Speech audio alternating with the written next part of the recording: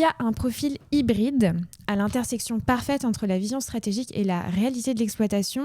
Aujourd'hui, Manuel, tu occupes une fonction stratégique, piloter la RSE d'enseigne majeure de la distribution alimentaire dans une direction stratégique proche de la direction générale. Alors, ton quotidien, Manuel, c'est de piloter des projets RSE avec une double exigence, livrer des performances en matière d'environnement, de société, de gouvernance, tout en générant des réductions de coûts et des opportunités commerciales. Anticiper le réglementaire, donc effectivement en implémentant le tout premier cadre reporting extra-financier pour répondre à la fameuse directive européenne CSRD. Je serais ravie d'en savoir plus. Et puis effectivement, gérer la complexité du terrain. Comment on fait pour conceptualiser la feuille de route sur le climat, l'économie circulaire ou la nutrition, garantir la certification bio annuelle de tout le réseau et effectivement manager des partenariats fournisseurs stratégiques. Donc autrement dit, Manuel, tu es celui qui doit prouver tous les jours que la durabilité n'est pas un centre de coût périphérique, n'est-ce pas, mais un véritable levier de performance au cœur du réacteur de la grande distribution. C'est beau, non, comme introduction ? C'est beau. Et je dirais aussi un levier de développement du chiffre d'affaires, du commerce et du business, puisqu'on est là pour ça. Bien sûr. C'est notre raison d'être, que dans la grande distribution, de distribuer des produits plus responsables, plus sains, et en même temps réduire l'impact sur la société, mais en même temps d'avoir évidemment toujours la capacité de réduire les coûts et développer le chiffre d'affaires. Absolument, et on va en parler aussi de cet équilibre qui peut parfois être un peu compliqué. Alors, si tu es d'accord, je te propose de te prêter au jeu suivant. On va parler tout d'abord de décrypter ton métier, parce que, je le disais un peu en off, la RSE, parfois, ça veut tout et rien dire. Et puis, que tu nous expliques effectivement comment, au quotidien, on arbitre, on traite les impératifs écologiques qui se heurtent, tu l'as évoqué, à la pression des prix, aux négociations fournisseurs et souvent la rentabilité immédiate qu'on cherche. Et puis que tu nous racontes comment tu embarques tout un écosystème, c'est surtout ça en fait le vrai sujet, pour faire de la RSE un vrai levier de création de valeur.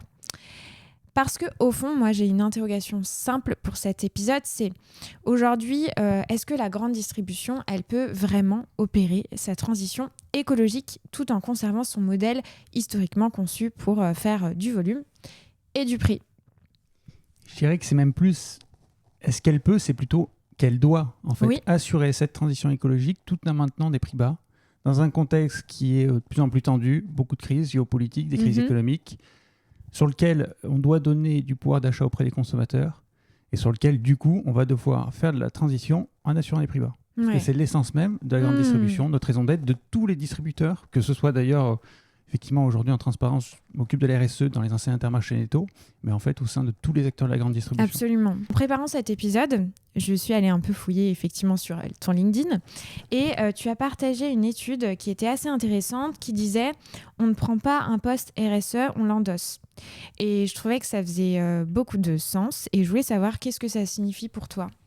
Ça signifie qu'aujourd'hui, travailler en RSE dans des entreprises qui sont donc des acteurs économiques dont le but premier c'est de faire de la profitabilité et de la rentabilité, travailler sur de la RSE, ça demande de l'engagement, de la conviction personnelle, ça demande de prendre son bâton de pèlerin tous les jours au quotidien pour aller justement convaincre les différentes directions et les différentes équipes de pourquoi est-ce qu'il faut travailler sur la RSE dans en plus un contexte, un marché où le match est très serré, où effectivement il y a des fortes pressions sur le prix et où il faut arriver à lier durabilité avec un bon équilibre avec justement les prix qu'on propose à nos consos. Et ça, c'est un équilibre très complexe à trouver, compliqué à trouver. Et d'ailleurs, si c'était si simple, on ferait de la transition écologique, on n'aurait pas besoin de l'équipe RSE et puis le monde irait mieux. Donc du coup, voilà un peu ce que je voulais dire par le fait qu'on endosse effectivement cette responsabilité. Et puis j'allais dire que c'est aussi notre responsabilité de démontrer au quotidien justement quelle est la plus-value de la RSE, en quoi ça sert l'entreprise comme tu l'as dit. Alors d'abord en quoi ça sert la société et en quoi ça améliore l'impact sur la société dans son ensemble de l'entreprise. Ça c'est notre but premier. Mais ensuite en quoi ça permet de réduire les coûts ou encore de développer le chiffre d'affaires. Et voir aussi, parce qu'on me dit parfois que la RSE a un coût, moi je pense que c'est plutôt un investissement pour l'avenir. Il y a quelques semaines, on nous parlait de la tempête Nils qui a eu lieu juste dans le sud-ouest de la France. Alors, cette tempête Nils, c'était dans une petite partie de la France. Ça a été estimé à des coûts de 1 milliard pour l'ensemble de la société. Il y a des distributeurs qui ont été touchés, parfois avec des dizaines de points de vente.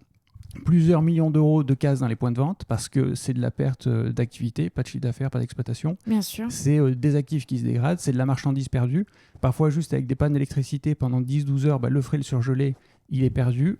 Parfois, le sec est aussi perdu parce qu'il y a une inondation. Et typiquement, on se retrouve avec des acteurs dont les assurances qui nous disent petit à petit vouloir de moins en moins rembourser ce type d'aléas. C'est vrai. Avec des jours de carence, etc. Et en fait, ça montre quoi? Ça montre en tout cas un tout petit épisode dans un petit bout de France, montre qu'il y a des événements climatiques qui vont être de plus en plus extrêmes, de plus en plus fréquents, et qu'en fait, si on ne s'adapte pas, ça nous coûtera aussi in fine plus cher. Donc parfois, peut-être que d'investir maintenant, même si c'est très théorique en le disant, je pense que ça va permettre demain d'avoir du coup d'avoir des coûts en moins et de moins dépenser à l'avenir. C'est un vrai sujet et effectivement, en fait, de le rattacher à l'actualité, et tu as cité un exemple, mais en réalité, il en existe une multitude. Oui, ça mais fait surtout beaucoup de qu'en sens. plus, avant, on pensait et on voyait des exemples à l'autre bout du monde. Oui, On se disait, tiens, c'est un peu lointain, il y a eu une tornade, il y a eu effectivement vrai. des inondations, etc. Mais ça paraissait un peu abstrait. Tandis que là, ce qu'on voit, et sans être alarmiste, parce que moi, je pense qu'au contraire, il faut positiver la RSE et pourquoi on fait ça au quotidien pour justement donner envie de s'engager et qu'en fait, il ne faut pas se résigner et que en fait, on a les solutions d'agir. Mais n'empêche qu'on voit effectivement que ces événements climatiques-là, ils sont de plus en plus nombreux et nous touchent directement. Et cette fois-ci, c'est chiffrable et palpable. Parce qu'il y a aussi beaucoup Absolument. d'études qui disent que d'ici 2050, effectivement, le coût de l'inaction climatique sera chiffré à X milliards. En réalité, dans l'exploitation du quotidien, chez les distributeurs, dans nos points de vente, encore plus peut-être dans les réseaux d'indépendants, où il y a des adhérents, adhérentes au quotidien qui se battent pour faire tourner leur magasin, le coût de l'inaction en 2050, c'est pas leur sujet, c'est le coût du jour. Mais par contre, quand il y a l'inondation ou le magasin qui est fermé pendant plusieurs jours et que ça les touche directement, là, ils en voient l'effet direct. Qu'est-ce qui t'a amené, toi, à travailler pour la RSE? Est-ce que tu peux nous dire comment t'en es arrivé à travailler pour la RSE et te passionner pour ce secteur-là? Alors, ce qui est drôle, pour l'anecdote, ce qu'on se disait avant que j'arrive, c'est que là, l'épisode est diffusé quelques semaines après que soit sorti un film, La guerre des prix. Oui. La guerre des prix qui concerne directement la grande distribution. L'exemple d'une jeune qui est issue du monde rural, d'une famille agricole, qui va travailler en grande distribution par le hasard des choses, enfin par le hasard, en tout cas, elle a commencé en magasin, puis ensuite elle est en centrale, et qui est confrontée justement à de la négociation un peu compliquée, un peu conflictuelle avec les fournisseurs, et qui est du coup qui est tiraillée entre le lien agricole qu'elle a avec sa famille et qui a du mal à se débrouiller pour en vivre, et puis ensuite d'être du côté des grands distributeurs sur lesquels effectivement ils vont chercher du prix pour aller chercher de la marge. Et ça, il se trouve que ça fait particulièrement écho avec mon histoire personnelle parce que mes parents étaient agriculteurs dans le sud-est de la France. Ils étaient agriculteurs en bio dès les années 80, donc pour le coup c'était assez pionnier, l'époque où la bio se développait tout juste. Ils ont été très militants, très engagés jusque dans la lutte contre les OGM avec des fauchages à l'époque, et ce qui a permis maintenant que les OGM effectivement au niveau de la réglementation européenne soient stoppés, mais donc hyper militants. Et ils ont toujours dit, on ne mettra jamais un pied, et nos produits ne mettront jamais un pied dans la grande distribution. L'exploitant qui a repris leur exploitation, vu qu'ils sont partis à la retraite, écrit même sur les produits maintenant, c'est un produit de plus que la grande distribution n'aura pas. Et donc, comme ça, il poursuit la philosophie. Et j'ai fait exactement l'inverse du coup de eux, leur choix et de ce qu'ils ont voulu pour moi, je pense, parce qu'ils ont toujours... En fait, pourquoi ils n'ont pas voulu bosser dans la grande distribution, c'est qu'ils ont été confrontés dans les années 80 à des acheteurs inélégants, on pourrait dire incompétents. En tout cas, il y en a partout. Et ces gens-là, ça vole en escadrille. Il paraît que c'est comme ça qu'on les reconnaît. Et je veux dire, il n'y a pas de fumée sans feu. Si aussi la grande distribution a mauvaise image auprès du monde agricole, c'est parce que je pense qu'à une époque, ça a tendance à se réguler, ça se régule bien, le cadre réglementaire aidant. Effectivement, avoir des comportements un peu compliqués vers les producteurs. Absolument. Et donc, ils ont toujours fait le choix de bosser quand en vente directe, par des magasins de producteurs ou par des réseaux spécialisés bio. Donc ils m'ont toujours dit, il ne faut jamais bosser en grande distribution, on n'y va surtout pas, etc. Et du coup, faisant des études agricoles au départ pour reprendre l'exploitation familiale, je me suis aperçu à un moment donné qu'il fallait faire pivoter un peu le business model, que être producteur, c'est bien, c'est important. Par contre, c'est un métier exigeant qui prend beaucoup de temps, sur lequel, c'est un métier de besogneux presque.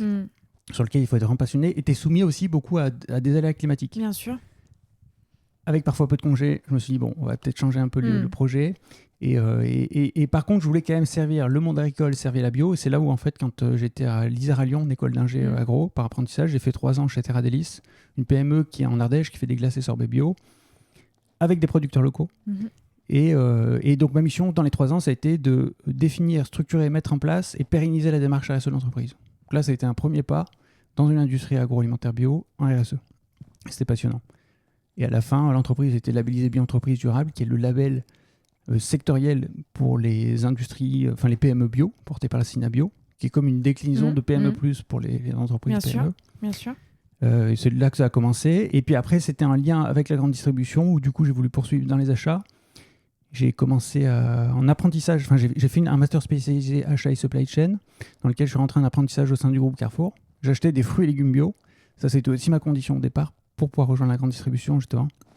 Et là, j'ai eu la chance d'avoir une manager qui était topissime, Julie Mamoun, qui maintenant bosse dans une autre structure, mais qui m'a fait aimer le métier de la négo et de l'achat, de la grande distribution, le monde de la grande distribution aussi, et en particulier à l'époque du distributeur Carrefour, auquel j'ai pris plaisir après à évoluer sur différents postes, qui était du coup décrocher des achats. Et puis à un moment, on m'a proposé pour être chef de projet sur la RSE au sein du groupe, et c'est à ce moment-là où j'ai raccroché les wagons. Et puis quelques années plus tard, je me retrouve du coup à m'occuper de la RSE chez Interneto. C'est marrant parce que, sans faire des parallèles hasardeux, mais mes parents m'ont travaillé en logistique et transport et ont eu aussi l'occasion, l'opportunité, la menace, je sais pas, de négocier avec certains acheteurs, et me disaient exactement la même chose. Enfin, je me retrouve aussi alors dans un tout autre différent contexte, mais effectivement, la grande distribution a souffert et souffre, je pense, encore d'une certaine image qui a été héritée par des anciennes pratiques. Quand tu parles de ton héritage familial, etc.,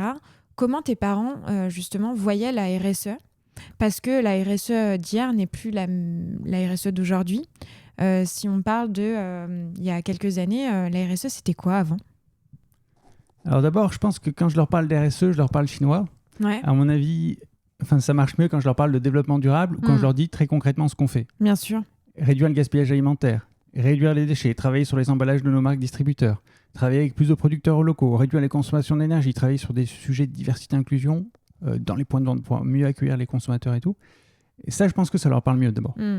Après, je pense qu'ils ont même une vision de la RSE qui était finalement... C'est un peu paradoxal, c'est-à-dire que curieusement, on peut se dire que dans le passé, la RSE, c'était parfois un supplément d'âme pour les entreprises. C'était un élément de communication, de marketing, et que maintenant, ça s'ancre plus dans les pratiques. Mais je pense qu'il y a encore une étape avant, 20 ans avant, où vraiment les pionniers en développement durable, ceux qui ont vraiment travaillé sur ces concepts-là avant l'heure, étaient vraiment des gens très militants, très engagés, et donc justement étaient sur une RSE qui était encore plus militante qu'elle peut l'être peut-être aujourd'hui. Tu as raison que la grande distribution était vraiment montrée du doigt. C'est facile, elle a bon dos, et puis c'est souvent, en plus, c'est des grosses structures, des grands distributeurs avec des magasins partout en France, donc on s'imagine que derrière, c'est forcément... toujours un rapport de force extrêmement déséquilibré, etc. Et en fait, je pense que d'abord, avant de critiquer et de penser, et parfois, ça vaut le coup aussi d'aller travailler dans les entreprises, de s'y confronter réellement et de voir comment ça fonctionne pour de vrai. Et puis après, de se faire un avis sur la question et puis éventuellement de quitter l'entreprise si on considère que c'est pas en ligne avec nos valeurs. Mais en tout cas, il faut au moins le voir. C'est toujours ce que j'ai reproché à mes parents. Leur dire, mais non, mais attendez, bossez d'abord les structures, allez voir comment ça se passe concrètement. Et moi, je vous dis, quand j'étais acheteur fruits et légumes en bio dans mon quotidien, effectivement, ça se passait très bien. Après, il y a peut-être la particularité d'être sur du fruit et légumes bio à l'époque où c'était avant Covid, une très forte demande, du coup une offre pas forcément là, et donc le rapport de force presque s'inversait entre distributeurs et fournisseurs. Néanmoins, j'avais affaire à une manager qui était responsable de l'achat de l'ensemble des fruits et légumes bio pour l'ensemble du périmètre français. Moi, j'étais en charge de la partie vrac quand une collègue était sur la partie LS, libre service emballé, et où on nous inculquait le respect du fournisseur, on avait des discussions constructives et une vraie collaboration avec le fournisseur. Et ça, je pense que ça dépend aussi beaucoup des personnes qui sont à la manœuvre. Et par rapport à la manœuvre, moi, je pense qu'on sous-estime parfois aussi le poids qu'ont chaque individu dans les entreprises.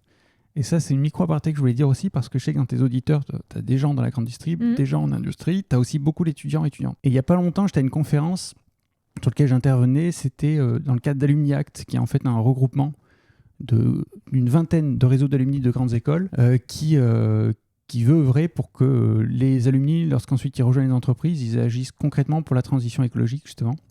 Il y avait un débat sur se dire, est-ce qu'il faut ou pas rejoindre les entreprises pour les changer de l'intérieur, ou est-ce qu'il faut au contraire plutôt être à l'extérieur de ces entreprises-là, plutôt dans des ONG, dans des associations, pour les combattre et pour finalement changer le monde. Et moi, la position que je tiens et que je suis persuadé, c'est qu'il faut pour moi être au cœur de l'entreprise, agir dans l'entreprise pour mettre tout le poids du corps et l'énergie pour tenter de changer les pratiques.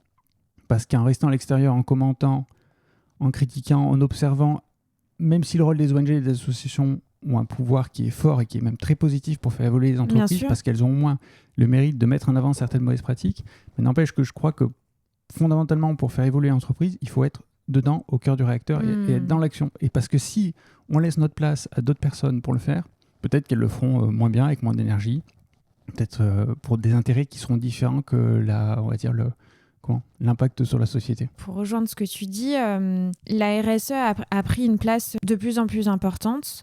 On en parle de plus en plus aussi dans les médias. Il y a un rôle aussi des médias, des réseaux sociaux sur ce sujet-là qui est prépondérant.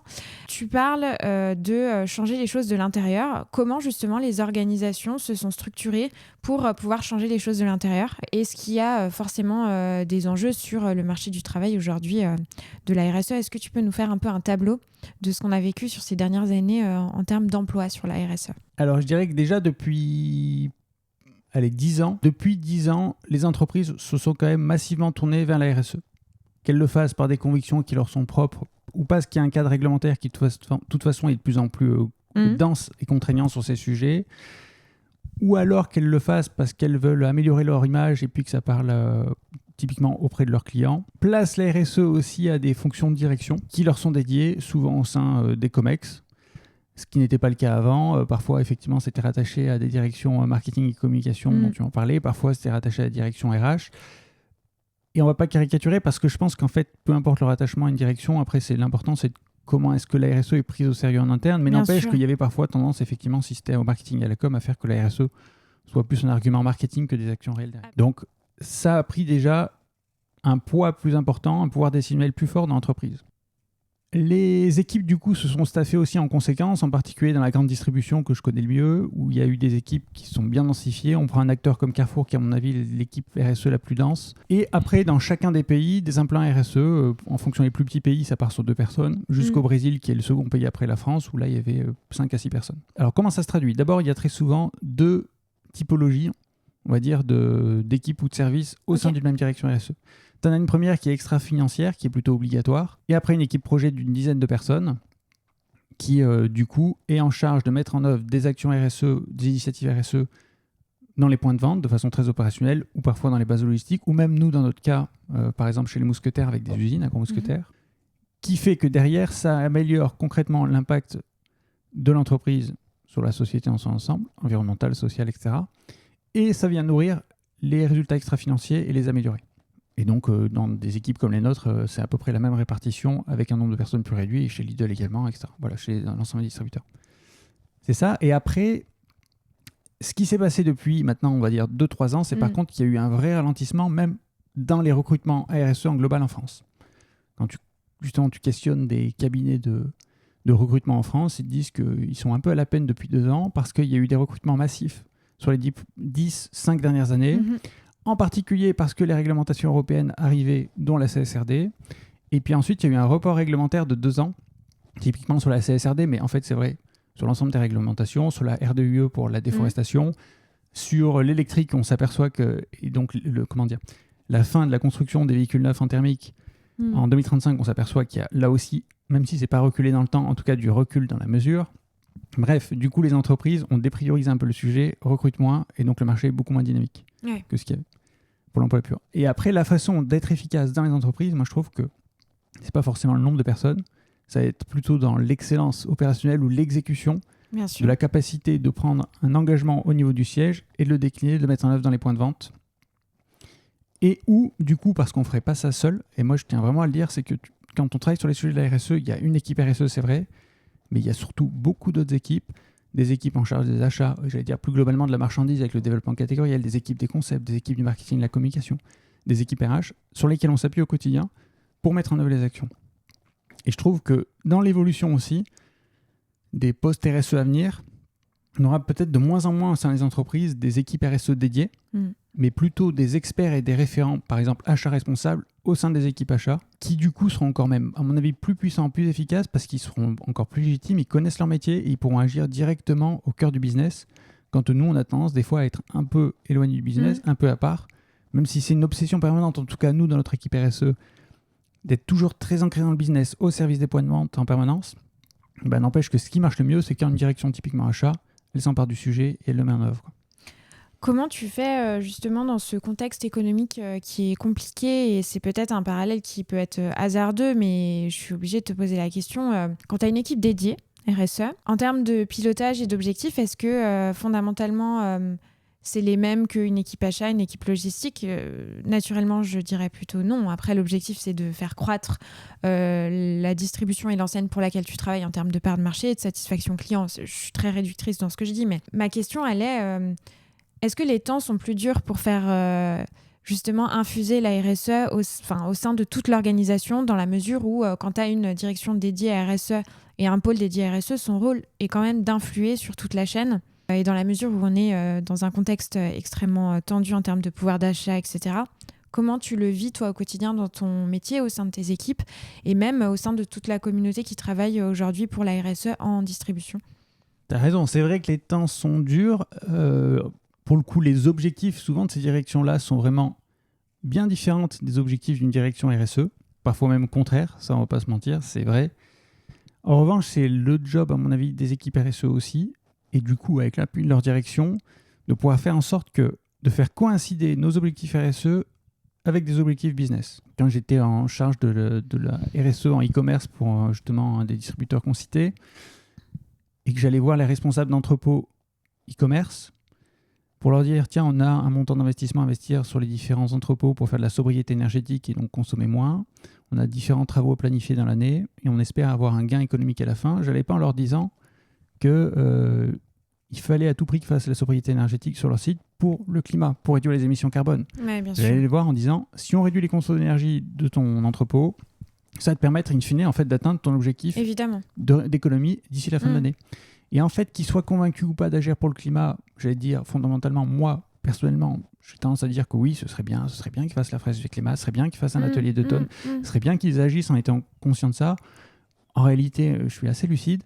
Si je veux qu'on soit efficace, c'est pas mon sujet. Mon sujet, c'est surtout qu'en tout cas, je trouve la façon que eux puissent travailler et m'aider à atteindre mon objectif et que dans le même temps, ça leur fasse atteindre le leur. Après, il y a une très bonne pratique qui a été faite justement par Carrefour et qui, je pense, peut être dupliquée au sein de beaucoup d'entreprises en termes d'RSE. C'est de se dire, et nous, en étant soumis à la CSRD, je pense que c'est un vrai sujet à étudier dans mon enseigne actuelle, c'est de se dire que on peut fixer, à partir du moment où on publie des résultats extra-financiers, on est observé. On peut être comparable même entre différents acteurs de la grande distribution, donc on a tout intérêt à ce que ces objectifs progressent et progressent bien d'année en année. Et donc de fixer des objectifs d'entreprise, dans les parts variables, des dirigeants et ou des collaborateurs comme étant un objectif parmi d'autres, ce n'est pas le seul objectif, mais en tout cas un objectif parmi d'autres à atteindre, avec du coup des paliers annuels qui permettent ensuite d'atteindre des objectifs pluriannuels et qui portent du coup sur la RSE. Je trouve que c'est une très bonne pratique, c'est ce qu'a mis en place le groupe Carrefour et qui peut être dupliqué assez facilement ailleurs. Et comme ça engage l'ensemble de l'entreprise jusqu'à la direction à travailler, évidemment, à ne pas faire que la RSE soit leur priorité numéro une au quotidien, mais en tout cas à y travailler en permanence et toujours l'avoir dans un coin de la tête. Et c'est l'objectif financier qui, je pense, sera le plus efficace pour assurer cette transition. Qu'est-ce qui freine aujourd'hui les autres distributeurs de ne pas le faire? Je pense que c'est un sujet de leadership, en tout cas de management, des dirigeants qui sont à la tête de ces distributeurs-là. Ça peut être un premier point. Après, parfois, ça peut être en conflit aussi parce que chaque direction aimerait évidemment qu'il y ait dans les objectifs globaux de l'entreprise un indicateur qui serve leurs intérêts. Évidemment, bien sûr. Et nous, dans notre cas précis, si on ne l'a pas encore fait, c'est aussi parce que, simplement, surtout, en tout cas moi, ce sur quoi j'aimerais m'appuyer, c'est d'avoir de pouvoir faire notre reporting extra-financier CSRD qui soit auditable, donc sur lequel du coup l'ensemble des indicateurs ne soient pas discutables par aucune partie prenante, même à l'interne de l'entreprise, et qui du coup justifie après auprès des différentes instances de représentation du personnel, mais aussi des ressources humaines, que quand on aura un objectif chiffré à atteindre chaque année, il sera crédible, indiscutable, etc. Mais je pense pour le coup, il ne manque pas grand-chose pour qu'on puisse le faire aussi. Le marché de la distribution aujourd'hui est composé de telle façon, c'est-à-dire que d'un point de vue des magasins, tu as les enseignes indépendantes, les enseignes intégrées, et les enseignes intégrées qui se mettent de plus en plus à la location-gérance ou la franchise. Et donc, forcément, ça rebat les cartes en termes d'offres, en termes de, effectivement, comment tu fais pour pousser ton offre, monter ta diffusion, et pour les industriels, c'est un vrai sujet en termes de force de vente et ainsi de suite. Mais aussi, donc là, j'ai pris un exemple très spécifique, mais aussi, j'imagine, en termes de pilotage RSE. Est-ce que tu peux nous dire, toi qui as vécu justement les deux modèles indépendants intégrés, Quelle est fondamentalement la différence et comment est-ce que ça implique justement de piloter la RSE de façon différente? Alors, c'est vrai que tu as une diversité, tu as une vraie différence entre des intégrés et des indépendants, mais en même temps, au sein des intégrés, c'est aussi plein de nuances. Et en plus de ça, je pense que ça tend à s'uniformiser parce que tu as un phénomène de concentration des acteurs sur la grande Évidemment. distribution. On l'a vu malheureusement avec Casino, il y a des acteurs qui sont aussi en difficulté et ça se passe plutôt du côté des intégrés au profit des indépendants. Et donc cette concentration et ce transfert des parts de marché vers les intégrés qui va vers les indépendants, du coup,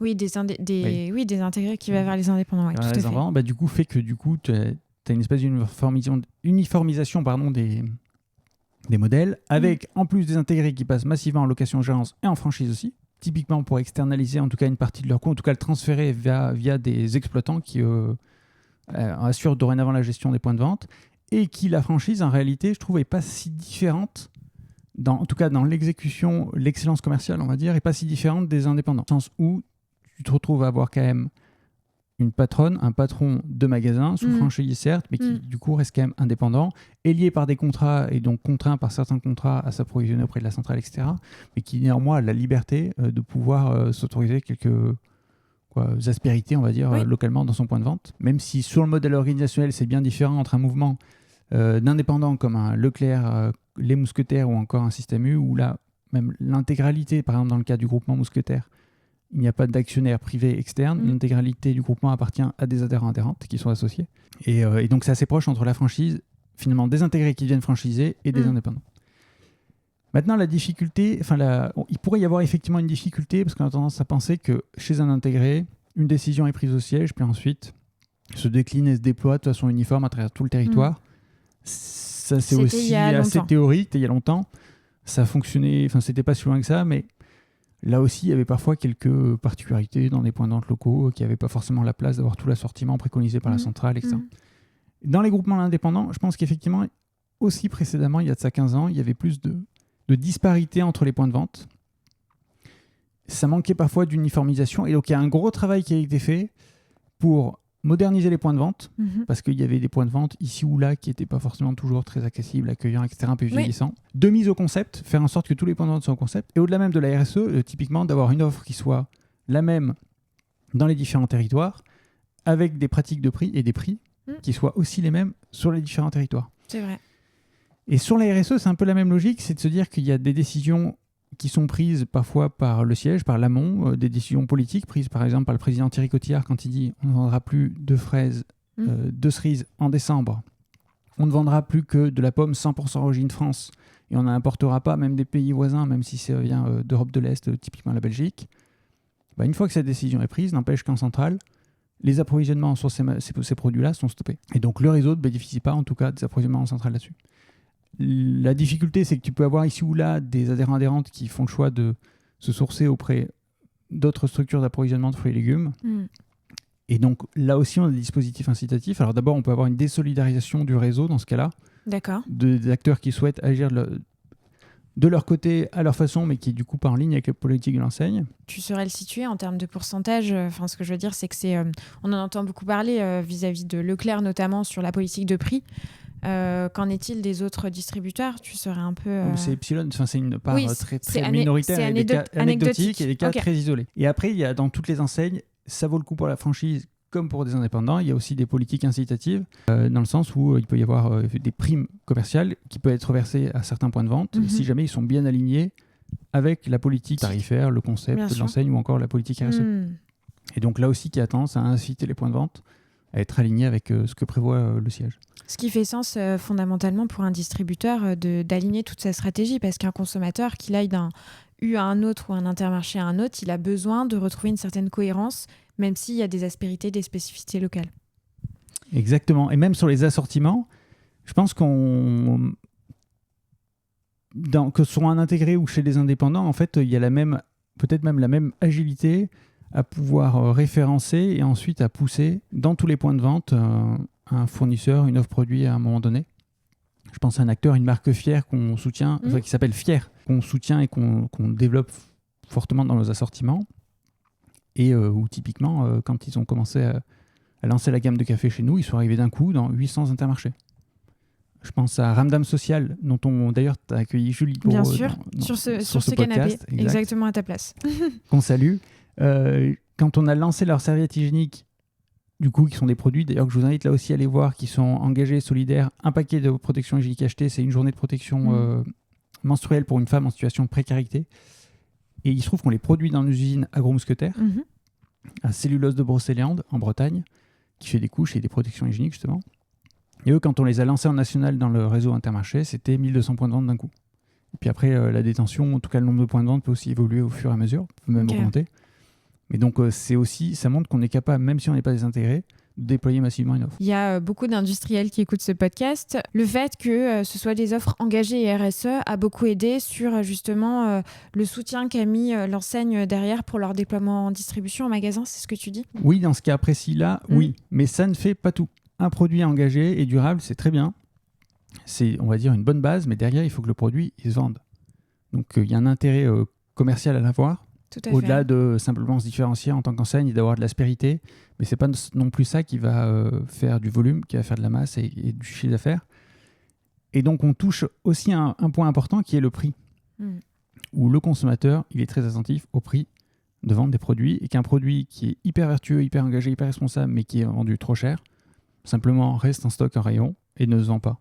Et donc quelque part on peut que souhaiter de vendre beaucoup de serviettes hygiéniques Ramdam Social pour derrière finalement servir une cause qui est la précarité menstruelle de beaucoup de femmes. Et plus on en vendra, plus on servira la cause. Mais si le produit est trop cher, ils ne vendent pas, de toute façon on ne servira pas la cause. Et ça fait le lien peut-être avec des sujets de collaboration. Moi je pense qu'il est crucial de se dire, ok, d'abord on peut décorréler la négociation de tarifs avec des synergies et des partenariats, on pourrait dire, sur la RSE.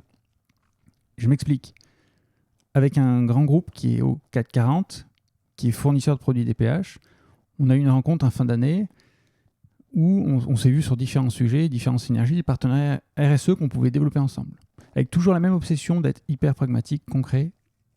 Et on a discuté notamment des éco-recharges de gel lavant pour les mains ou de shampoing ou de gel douche.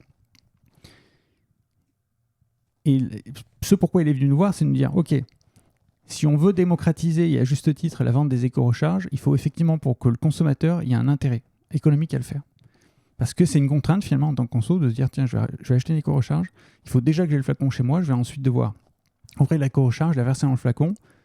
Et en plus de ça, on me vend l'éco-recharge plus cher. Et donc forcément le conso il se détourne. On ne vend pas d'éco-recharge et donc on ne réduit pas les déchets. Et ce que nous dit ce partenaire industriel, il nous dit écoutez, on a un vrai sujet, c'est que les éco-recharges de ma marque, elles sont vendues trop chères dans vos points de vente. Elles sont vendues plus chères que le flacon, en tout cas usage unique.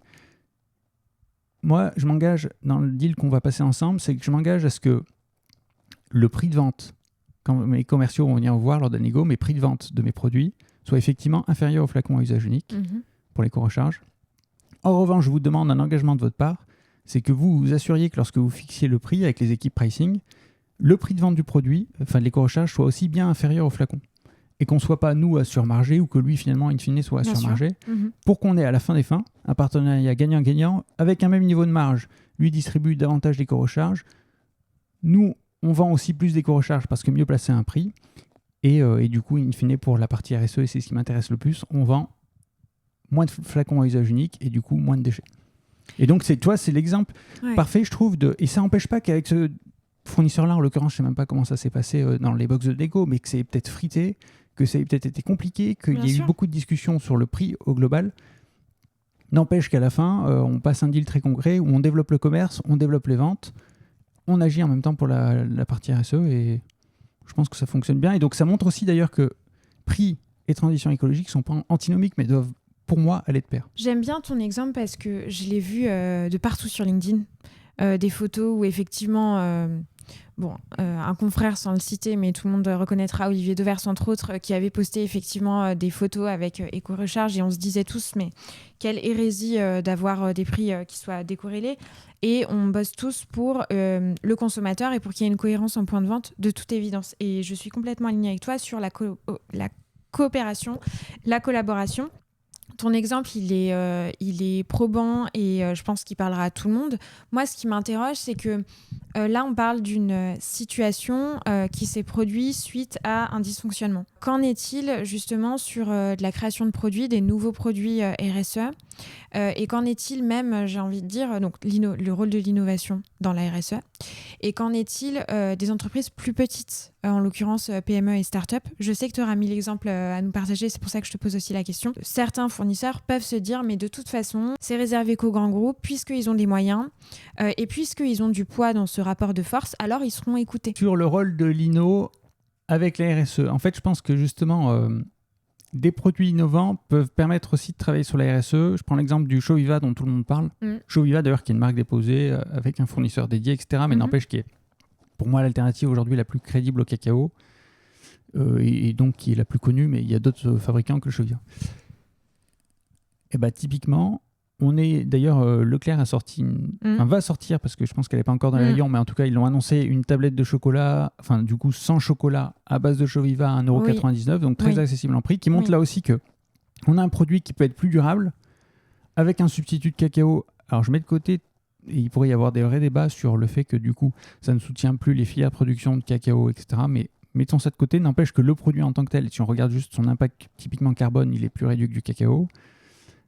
Et en plus de ça, il permet en fait de répondre à un problème de pouvoir d'achat parce que plus accessible, mais surtout quand il y a des pics et des hausses du prix de vente du cacao. Ça aparté au fait lié que c'était des problèmes de production liés au changement climatique. Donc là, tu vois, on voit encore un impact concret, tu vois, du changement climatique. Est-ce qu'on peut faire le parallèle avec le café, ce qui se passe sur les produits café également? Et sur l'orange aussi, on a et sur l'orange aussi.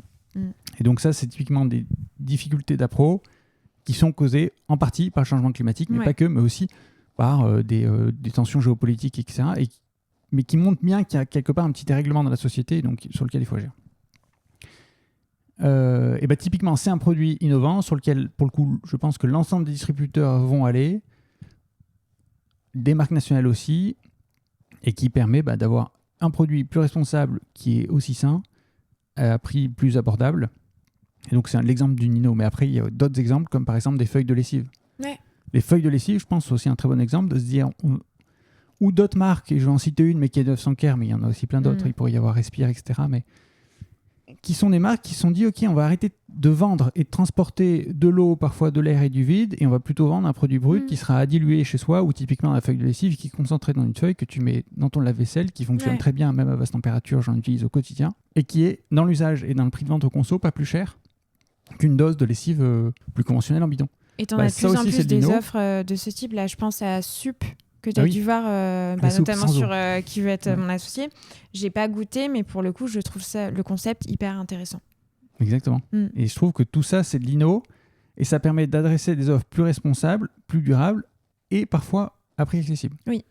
Si on revient sur ce sujet-là du prix, parce que c'est quand même le titre de ton épisode de ce podcast-là. Je sais pas, je l'ai pas encore fixé. Peut-être. Peut-être, ça pourrait être ça. Mais n'empêche que on rejoint ça. Et si on veut derrière que, en fait, on est dans la grande consommation. Donc, qui dit grande consommation veut dire vendre en masse et toucher des millions de clients. Oui. À l'époque où la grande distribution, elle s'est lancée après-guerre, après l'industrialisation, ça avait pour but de démocratiser l'accès à la consommation d'un paquet de Français. Et aujourd'hui, qu'est-ce que je veux dire ? Si on a des offres produits qui sont parfois trop élitistes, trop niches, je vais prendre deux exemples. Le vrac en grande distribution. Je voulais en parler. Je trouve que c'est la catastrophe. Le vrac en grande distribution, dans toutes les enseignes, on a très souvent un vrac de produits bio qui correspondait à une typologie de clientèle, qui correspond toujours à une typologie de clientèle, mais qui s'est développée il y a de ça. Là aussi, 10 ans, à l'époque ou avant Covid, le bio avait une courbe de croissance à 2 chiffres. Bien sûr. Et qui nécessite sur le terrain quand même du personnel en magasin. Quand c'est extrêmement compliqué de recruter, tu as des problématiques d'hygiène, etc. Opérationnellement, c'est super compliqué. Tu as une offre en bio qui parfois dépasse dans certains points de vente plus de 100 références, avec des références qui se vendent très bien, d'autres beaucoup moins, qui, parce que c'est bio, donc sont positionnés sur un prix qui est aussi un peu plus effectivement élevé. Derrière, des coûts opérationnels parce que peu de fréquentation, peu de rotation, donc du coup du produit qui se dégrade parfois dans les trémies, des rayons qui ne sont pas forcément toujours propres, bien entretenus, des coûts personnels, tu l'as dit, de la perte de marchandises et donc de la démarque. Et donc c'est le serpent qui se mord la queue. Souvent, du coup, des prix qui sont rehaussés sur lesquels on va chercher plus de marge pour essayer de compenser les pertes qu'on a eues parce que le rayon ne fonctionne pas. Ouais. Et on se dit, le conso, il ne consomme pas vrac. Mais en fait, le consommateur, si on lui propose un produit en vrac, qui va mettre d'abord dans un sachet craft, donc qui in fine ne résout pas vraiment le problème du déchet, mais en tout cas, met dans un sachet craft. Et on lui dit, on va te vendre ce produit-là parfois plus cher que le même produit préconditionné dans le rayon. Alors que le conso, chez lui, il va devoir stocker ça peut-être dans des bocaux.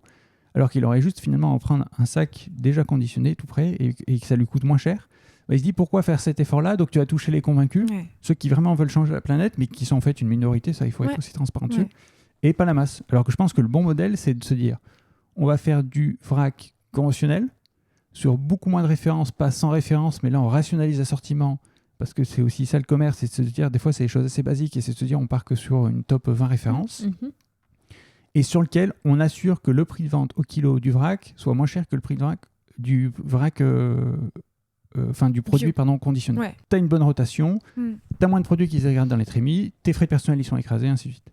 Et en plus, avec les volumes, tu peux écraser les coûts, et donc tu as une offre qui est aussi plus... chose que vous avez opérée sur le terrain. En toute petite partie, on est en train d'expérimenter, parce qu'une fois que je dis ça très théoriquement, là dans ton canapé, ici, pendant le podcast, en réalité, c'est plus complexe que ça, une fois qu'on le dit, dans l'exécution. Mais par contre, Intermarché Netto sont les seuls distributeurs à avoir du vrac MDD. On parle de 100 points de vente sur un parc qui est bientôt à 2500 points de vente. Donc c'est très limité, mais n'empêche, du vrac MDD, sur lequel on s'engage à ce que quand il est vendu au conso, il soit, et ça c'est une règle qui est donnée aux équipes pricing, il soit 10% moins cher que le prix emballé.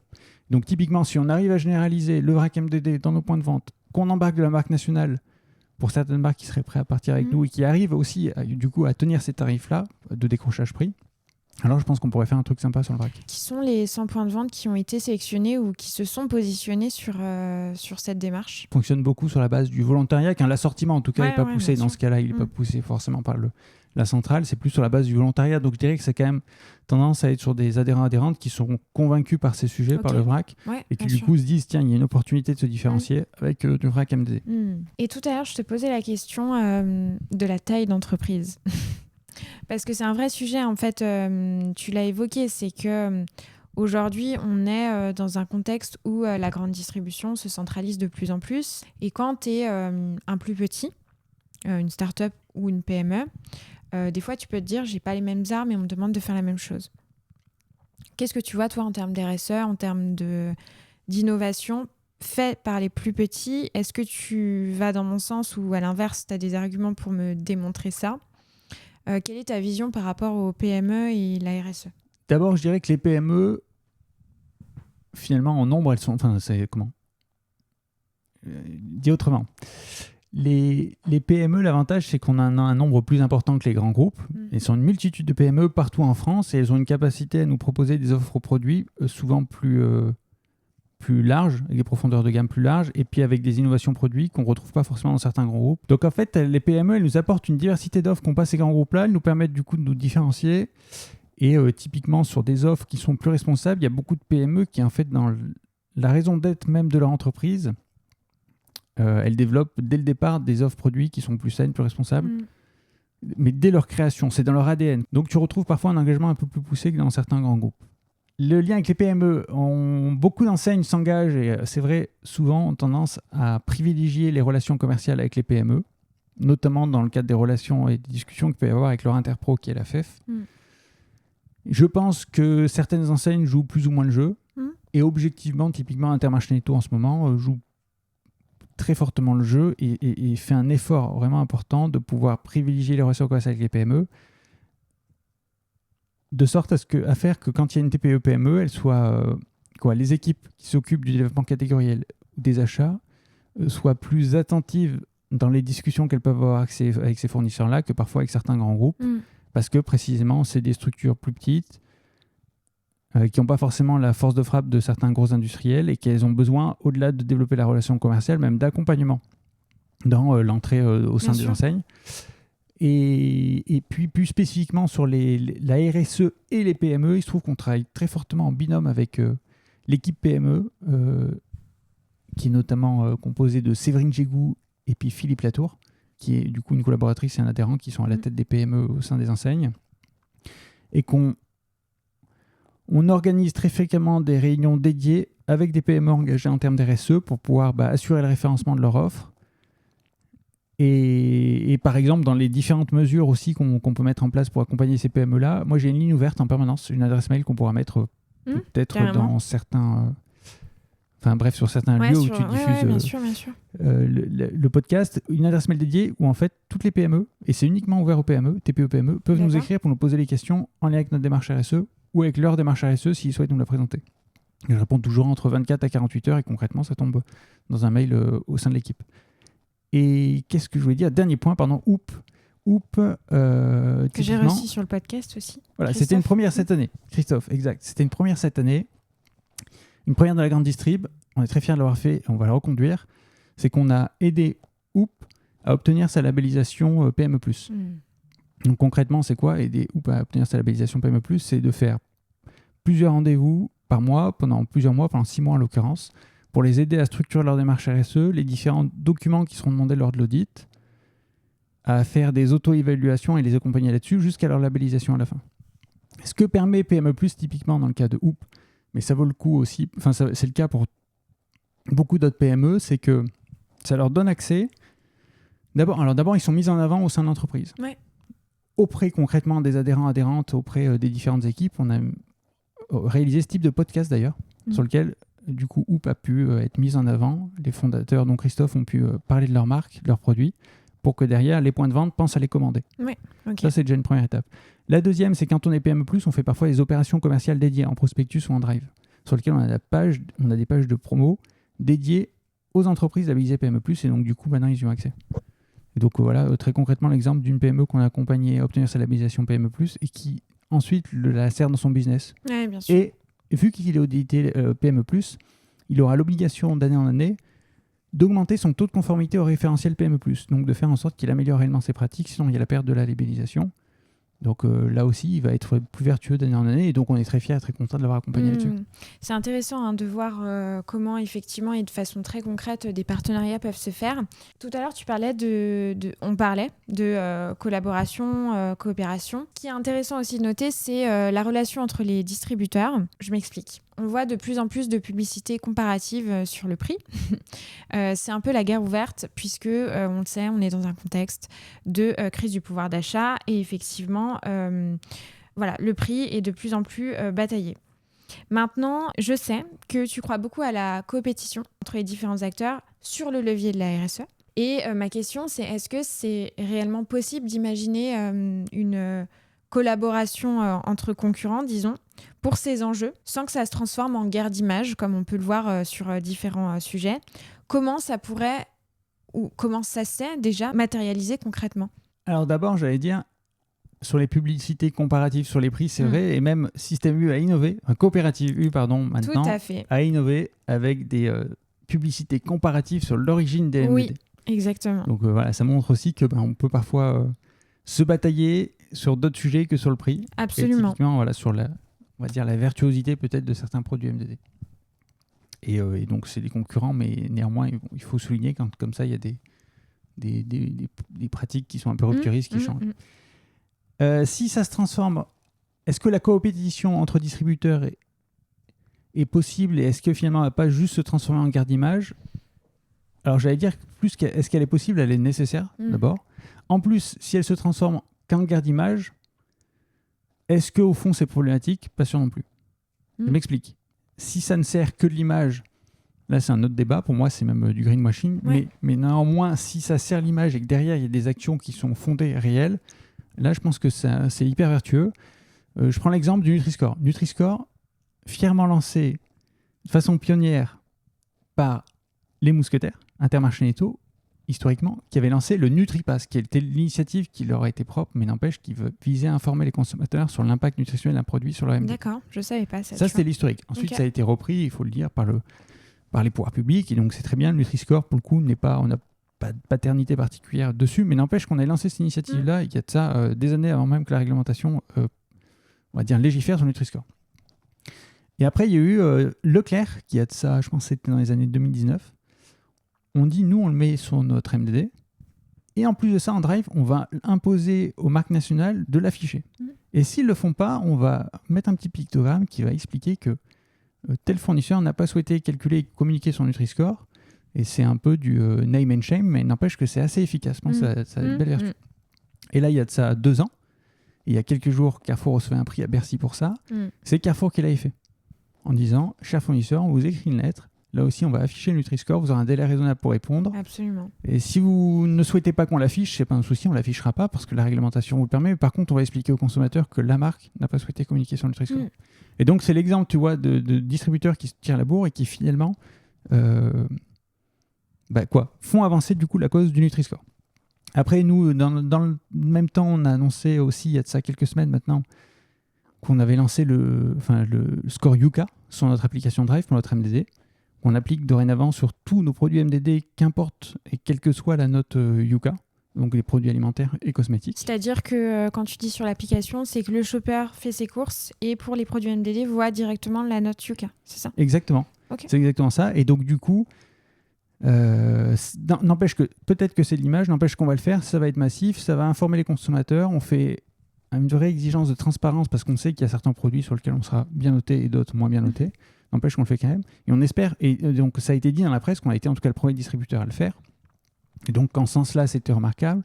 Et moi, je dis, franchement, je souhaite même que tous les autres distributeurs, potentiellement, puissent aussi dupliquer la note Yuka, comme ça a été fait sur le Nutri-Score, mais de la même façon sur la partie note Yuka. Et est-ce qu'il n'y a pas justement un enjeu à travailler ensemble sur une pratique qui serait généralisée, puisque le but, c'est d'aller dans le sens de l'environnement et de la responsabilité sociale et sociétale de chacun, par justement un co-travail, comme certains fournisseurs peuvent le faire entre eux ? Si, mais exactement. Et donc, dans les exemples de comment ça se matérialise, tu vois, si je reprends le sujet du Nutri-Score, tu as quand même un vrai front de tous les distributeurs qui tiennent une position commune. Il n'y en a pas un qui déroge de dire on met le Nutri-Score quoi qu'il arrive sur nos MDD. Et tous disent on demande globalement à nos fournisseurs des façons un peu différentes, mais de le mettre aussi sur leurs produits. Donc ça, le Nutri-Score, typiquement, un exemple de front commun, même s'il n'est pas vraiment structuré, et n'empêche qui est présent et qui matérialise bien ça. Ensuite, il y a l'initiative Less Impact, dont je voulais parler, qui a été lancée par FCD et Perifem.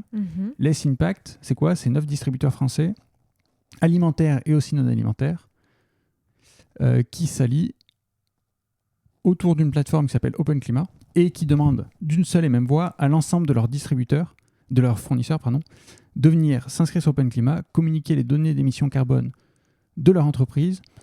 Pour celles et ceux qui l'ont et qui le souhaitent, ils peuvent aussi communiquer les données d'émissions carbone au niveau des produits et qui va permettre quoi ? Qui va permettre de suivre la décarbonation de l'ensemble de notre chaîne de valeur à un moment où 97, ça dépend des distributeurs, mais disons qu'entre 95 et 98% des émissions carbone, typiquement d'un distributeur, sont liées aux produits vendus sur ces rayons. Il faut nécessairement réussir à embarquer ses fournisseurs et donc c'est ce à quoi ça vise. Après, il faut être lucide sur le fait qu'une plateforme comme Open Climat et l'initiative Less Impact, si elle n'est pas animée, si derrière on ne travaille pas des assortiments qui permettent de décarboner, c'est qu'une plateforme de reporting. Mais n'empêche que le message est quand même très clair et donné aux fournisseurs de dire nous, distributeurs, 9 distributeurs d'une seule et même voix, on vous demande quelque part de vous engager dans une démarche de décarbonation. Et ça, c'est obligatoire pour l'intégralité des fournisseurs ou c'est au bon vouloir de chacun ? Alors, ce n'est pas obligatoire, c'est demandé, c'est dans le cadre de la collaboration commerciale où nous, on propose à nos fournisseurs de pouvoir mettre en avant, au-delà de la demande, mettre en avant aussi leurs bonnes pratiques et leurs engagements pour le climat par ce dispositif-là. De pouvoir, là aussi, si on tourne toujours un peu positivement le sujet, c'est pas pour de la discrimination demain. Alors, déjà, pour l'instant, on n'est pas sur de la discrimination d'offres, sur un critère carbone, parce que le marché est pas assez mature. C'est un sujet complexe, ça prendra un peu de temps. Mais c'est plutôt de dire, par contre, à les distributeurs, si vous pensez que vous avez des produits qui sont plus vertueux, qui ont un impact carbone plus réduit par rapport aux concurrents, aux standards de marché, c'est en tout cas un bon argument commercial de plus pour mettre en avant cette offre et pour faire en sorte que vous puissiez être référencé. Combien de fournisseurs se sont engagés sur la plateforme ? Aujourd'hui, pour la transparence ? Il y a de ça. Enfin, est-ce que vous êtes satisfait du taux de retour, quoi ? Pour l'instant, pas suffisamment. Moi, je dirais pas suffisamment. En même temps, je trouverais toujours que c'est pas suffisant. Voilà, c'est ça. Après, l'an dernier, parce on était allé sur la plateforme Open Climat, mais comme d'ailleurs Auchan et Casino, Leclerc aussi, un petit peu en avance de phase avant qu'il y ait cette fameuse alliance, on va dire, dans le cadre de Less Impact. Mais donc, on avait demandé à nos fournisseurs d'y aller l'an dernier. Donc l'an dernier, il y avait 60 fournisseurs. Aujourd'hui, on est un peu moins d'un an après, on en a 160. Donc ça progresse. Après, c'est pas tant le nombre de fournisseurs, mais ce qu'il faut regarder surtout, c'est le poids qui représente nos dépenses d'achat. Oui, bien sûr, tout à fait. Et qui est correct, mais qui mérite d'être renforcé. Dans les deux autres initiatives dont je voulais parler et dont on entendra parler en tout cas dans les prochaines semaines, et ça porte sur de la solidarité. Il y a aussi la quinzaine de la conso solidaire, qui est portée notamment, animée en particulier cette année par Amdam Social, mais qui est en fait un collectif de marques. Une opération commerciale qui vise donc à mettre en avant des produits qui agissent sur la solidarité, qui ont impactent vraiment une vocation sociale. Et donc, c'est Carrefour qui l'avait lancé en novembre 2025, en exclusivité dans 1000 points de vente avec 8 marques. Et donc là, typiquement, pareil, un ensemble de distributeurs, je pense qu'on sera à 5 distributeurs. Pour novembre 2026, on va rejouer la quinzaine de la conso solidaire dans l'ensemble de ces 5 distributeurs-là, avec un objectif d'avoir plutôt 5000 points de vente versus les 1000 de l'an dernier. Et plutôt qu'avoir 8-10 marques, d'avoir une vingtaine de marques. Et donc du coup, là, pareil, d'une seule et même voix, finalement, l'AFCD a travaillé sur une espèce d'institutionnalisation de la quinzaine de la conso solidaire pour qu'elle prenne plus d'ampleur auprès de plus de distributeurs. Et en fait, on peut que souhaiter que ces marques solidaires, elles soient diffusées, et vendues et commercialisées et mises en avant dans le plus de distributeurs possible. Bien sûr. Parce que ça sert l'impact social. 2 dernières questions pour terminer. Puisque il y a beaucoup de fournisseurs qui écoutent ce podcast de marques, ce qui fait aujourd'hui tout simplement qu'une offre, tu la considères ou on la considère de façon plus générale RSE ou pas? En réalité, j'ai pas de réponse à ta question. Parce que je pense qu'en fait, les critères, effectivement, sont trop vastes pour comme ça avoir une liste exhaustive que je puisse énumérer et qui fasse foi pour l'ensemble des distributeurs. Je pense que ça dépend de la typologie de produit.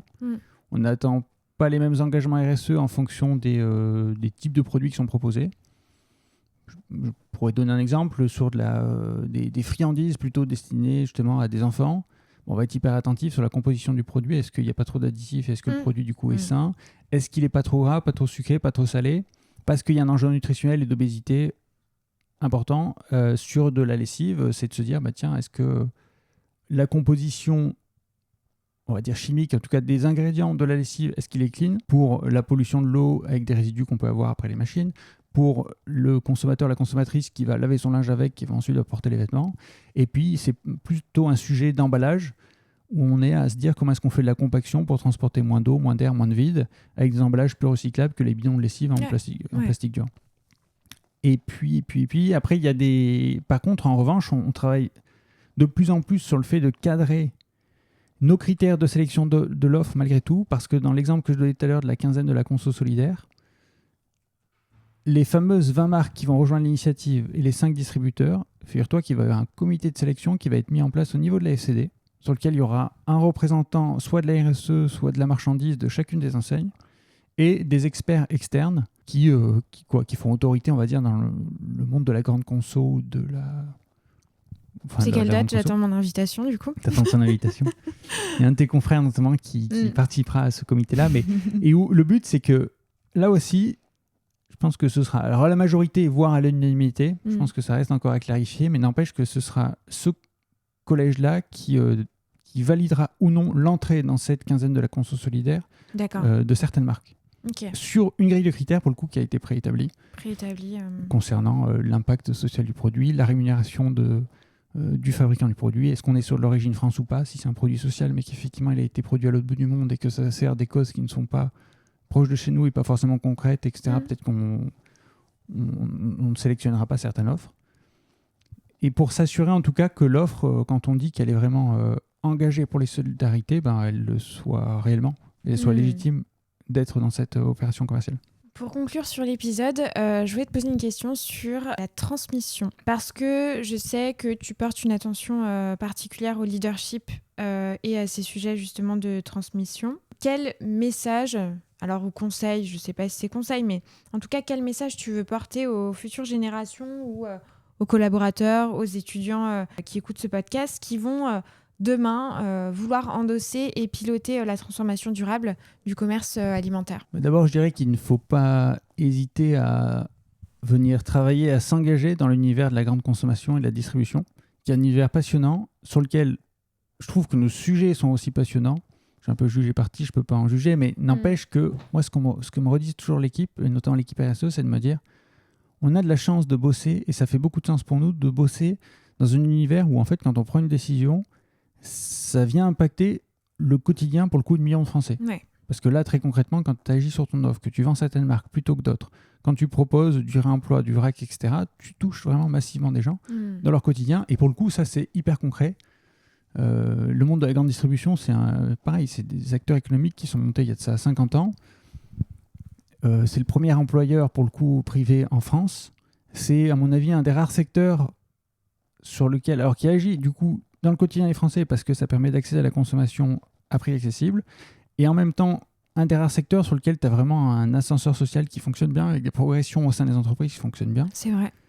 Qui est vraiment pourvoyeur d'emploi, et que je trouve que, et même, je dirais, si je pousse le truc, qu'on pourrait presque être considéré, je mets entre guillemets, mais comme un rôle de service public.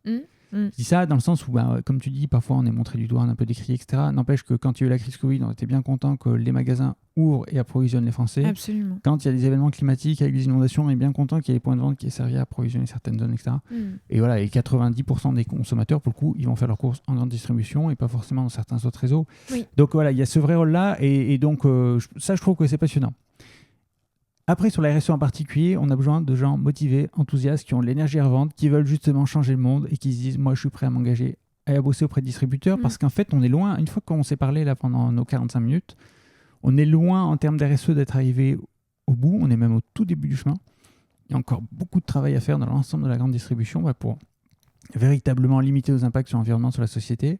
Et donc là, on a besoin de force vive pour ça. Et je trouve que c'est passionnant parce que tout est à créer, tout reste à faire. Ça, c'est un point qui est vraiment important. Ça fait aussi le lien avec ce qu'on a un peu abordé en début d'épisode, mais sur les fameux déserteurs, ces étudiants qui sortent de grandes écoles et qui se disent je ne veux pas bosser dans certaines entreprises parce que je considère qu'elles ne sont pas à la hauteur. T'en vois beaucoup parce que est-ce que c'est lié à la jeunesse et ce côté un peu militant qu'on peut avoir quand on est étudiant, ou est-ce que c'est lié à l'époque dans laquelle on évolue ? Peut-être plus même à l'époque dans laquelle on évolue. Tu sens que c'est une tendance de fond et pas... Une tendance de fond qui n'était pas spécifique qu'à des jeunes. Dans les échanges, je rencontre des gens parfois qui ont une carrière finalement qui est bien avancée, et qui sont effectivement plus âgés et qui tiennent également ce même discours-là, en disant mais non, mais vous êtes complètement fous, justement vous les jeunes même précisément, de croire que vous allez pouvoir changer le monde et changer les entreprises dans lesquelles vous agissez. C'est une utopie, et donc en fait changez vite de bord et puis passez plutôt du côté des ONG et des associations, vous aurez un impact qui sera beaucoup plus concret. Et donc je pense que c'est plutôt une époque dans laquelle on vit. C'est même pas une génération, c'est une époque dans laquelle on vit qui veut ça.